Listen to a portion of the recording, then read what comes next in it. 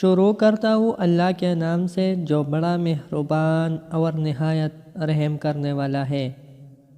حضرت بن عباس رضی اللہ تعالیٰ عنہ سے مروی ہے کہ رسول اللہ صلی اللہ علیہ وسلم نے فرمایا ہے کہ جسے غم و پکار گیر لے اسے چاہیے کہ لا حول ولا قوت الا باللہ بکثرت پڑھا کرے۔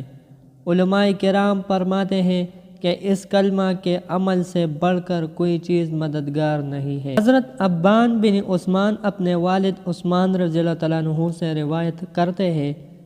کہ میں نے نبی کریم صلی اللہ علیہ وسلم سے سنا ہے کہ جو کوئی 3 مرتبہ شام کے وقت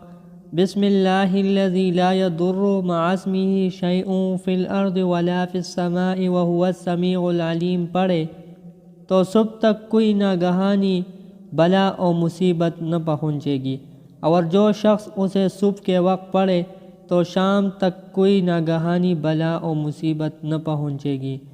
اس آیت کا ترجمہ یہ ہے: شروع کرتا ہوں اللہ کے نام کے ساتھ جس کے نام کے ساتھ نقصان نہیں پہنچا سکتی کوئی چیز زمین میں اور نہ آسمان میں، اور وہ سنتا اور جانتا ہے۔ حضرت عبداللہ بن رواحہ نقل کرتے ہیں کہ انہوں نے رسول اللہ صلی اللہ علیہ وسلم سے درد دان کی شکایت کی تو حضور صلی اللہ علیہ وسلم نے اپنا دست مبارک ان کے رخسار پر جس میں درد تھا رکھ کر 7 مرتبہ یہ آیت پڑھا: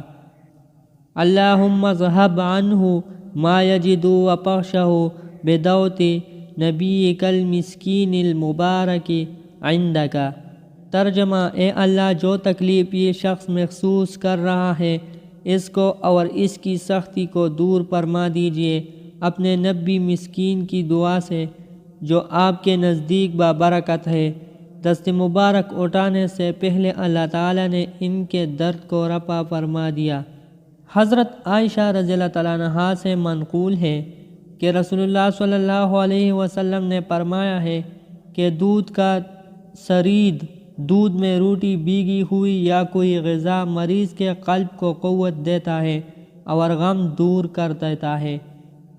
جب کبھی آپ صلی اللہ علیہ وسلم سے عرض کیا جاتا کہ فلاں کو درد ہے